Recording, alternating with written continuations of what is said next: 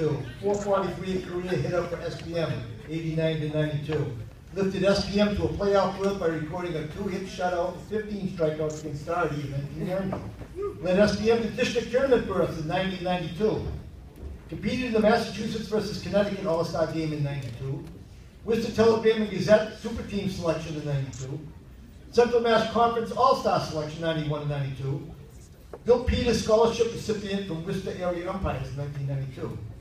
Basketball, 1988 to 1992. He was a captain in 1992. He averaged 20 points and 12 rebounds per game in 92. Scored the game winner in a 59-58 last-second win over North High in 92. And he was a Central Mass Conference All-Star selection in 1992. Other noteworthy accomplishments. Received a scholarship to play at Division II University of New Haven. He was a captain in 1996, a 4-year starter from 93 to 96. Led the team with a 392 batting average and helped lead the team to the Division II World Series in 95. All-City Tournament team selection, 93, 94, 95. Co-MVP of the team in 95. First team conference All-Star, 95 and 96. Currently coaching softball at Aspet Valley Regional Vocational Technical High School, 2009 to the present. He's led Aspet to district titles in 2012 and 2013.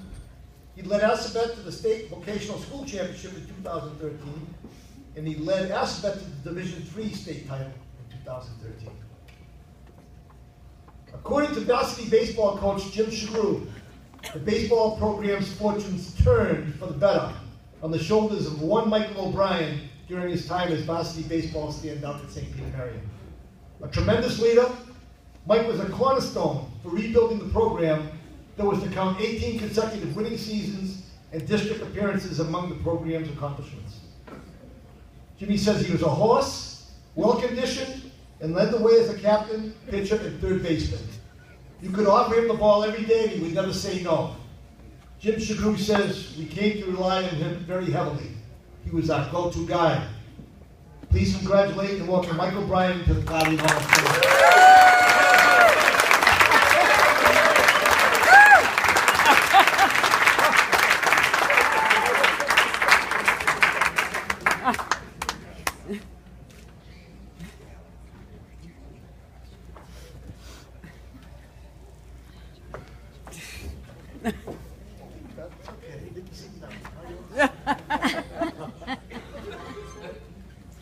Well, I really like to thank the person that put me after Nikki.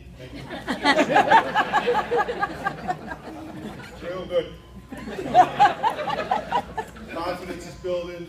And my nephew, before I walked up, said, "Geez, you were very thin."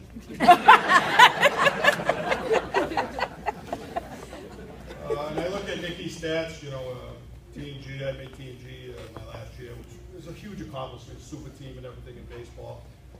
She did it 3 times. She went to the College World Series. I mean, huge, tremendous. I mean, not many teams did it. Division I, you know, I made it Division II.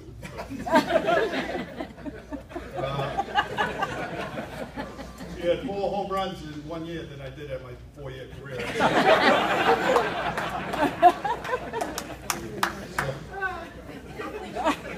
But it's not about her.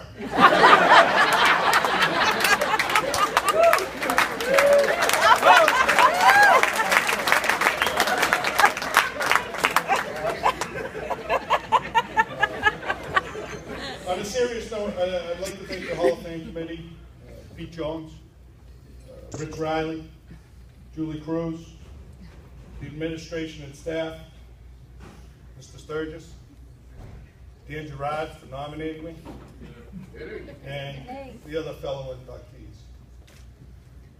I'd also like to acknowledge Mr. Kirk's family, with Mr. Kirk as an honorary inductee. Passion is the word that reflects Mr. Kirk's legacy.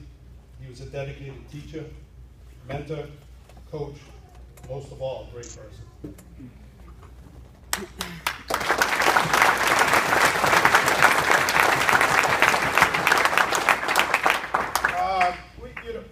I played for Coach Coyle, Coach Shagru, let's see, Coach Cosenza, Coach Davis, and then a gentleman for 4 years in college named Porky.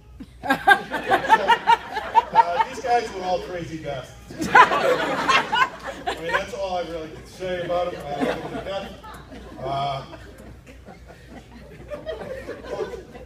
I came on the scene, and then with Coach Coyle, I was the 3-hitter, and he decided, he always tells the story to the younger guys, younger guys that played.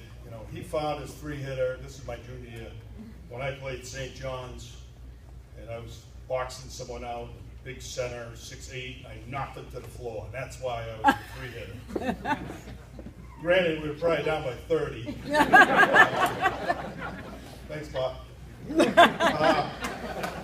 So my basketball career is pretty much, I worked hard, 20 points, 12 rebounds. It was me and Mike LaJoy as the captains. Literally, we fought over half court who was going to get the ball and shoot. So I won a lot. And, Franny Incato was the head coach at the time, and he works out. He still work out on the treadmill. If you see Franny, works hard, just as hard as anyone I've ever met. But he gave a great speech, 43-8 at St. John's at halftime. I had 3 fouls at the time, and my cousin John, who was on the team, I think he even got in the first half of the first half. And he shot knuckleballs. If you know John Trotton, it was knuckleballs. So Franny gives a speech, and we're all looking like, Coach, we're getting killed. What are we going to do? I think we cut it to at least 25. It was a great second half. But my main sport was baseball. I knew it. And I knew it was a 3-hitter. My 4-hitter, to this day. I graduated in 91. To this day, Dan Gerard, who came in late, as you guys saw, he is the smallest 4-hitter that you'll ever see. Normally you think of David Ortiz, Big Papi, Frank Thomas had it done. Well, Dan Gerard is 5'3". Well, when it came to that, I looked at Coyle's eyes, and he's crazy. Run through walls, and Dan's a great guy. I love him to death, and he was TF, all TF. But we got him out of the 4 spot, which was great. And put in Casonis, because he was a left-handed hitter, and we had a fence at Mill Street was 200 feet, so I think we made a good decision on that. I thought it was a great decision by Chagru and Cosenza while they fought. But our team was known as the Dirty Half Dozen. We had Darren Hay, who's here tonight, a great friend. But he wore ankle braces in the outfield. So I don't know why you would have 2 ankle braces. And then we replaced him with Billy Molinari. He needed glasses, but did not get them. I don't know if it wasn't in the Molinari's budget. I've seen him get literally hit with a line drive. Running into the ball. Thank God we had Jay Lewis. Jay was a remarkable athlete. Played in Northeastern, 2 sports, and he would go catch everything. And I told him, go run the left field every time they said. And Billy normally got out of the way. So Billy was, we had a great team. I loved the team. My sophomore year, I had a pitching on 3 days rest. Quincy, it was a 5-hour game. Went 15 innings against Doherty. I think Mike Reedy caught. And his father was a coach. And his father was a tough coach. He worked hard. And it was a wonderful game. But that was really what, put me on the map, I guess, to say, as the St. Peter's family, the family. And I was so proud of that moment to come back after 3 days rest, after shutting them down, to get into the districts. We needed to win. We also had an 8th grader at shortstop later on in my career, Joe Albano, who I get the pleasure of coaching his stepdaughter too.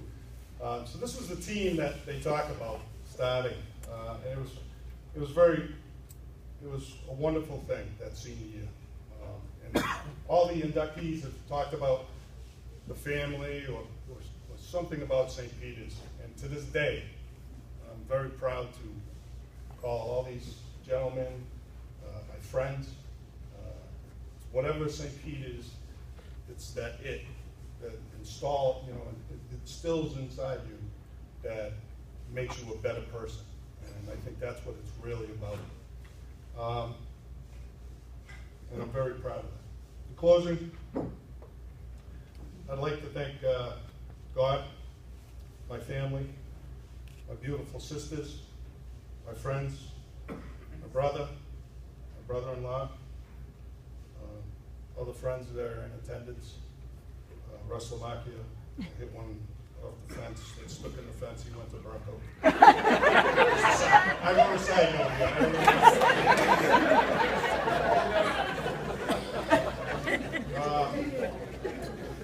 So it's still stuck there. My fiance who's battled pain 3 years ago, diagnosed with cancer, and we've been battling and fighting ever since. And we will not stop the fight. And she battles pain every day. I love you.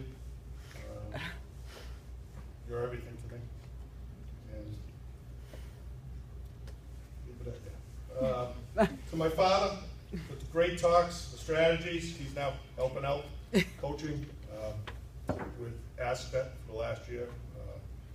We've won 3 straight district titles. Last year was one of the most proudest moments of my life.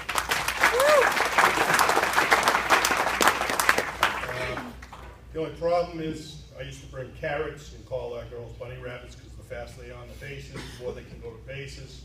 He didn't get that strategy. He brings donuts and mushrooms to practice. So I don't know what that is. But there was a time, there was a dark point in my life about 3.5 years ago. He pulled me out. Very proud of that. Just as long as he realizes I'm still the head coach. Even though you are wiser and much more knowledgeable. And last but not least, to my mother, we always hear this is the phrase, it's cliche, I have the greatest mother. Well, I'll take on anyone that thinks they have the greatest mother, because I do. She's been there every day that I've needed her, and I haven't needed her. Stop by the drop-ins, we all love. With the door unlocked, not good. But she's picked me up more times, and I keep getting up no matter what happens. In my heart, Mom, you're a D1 mother, and I love you. I'd love to thank St. Peter Marian. This is a tremendous honor, and I appreciate everything. Thank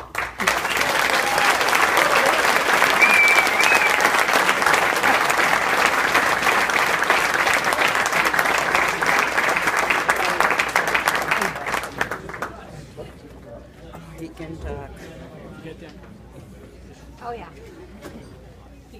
Jackass, I got it. Touche, Michael, well spoken.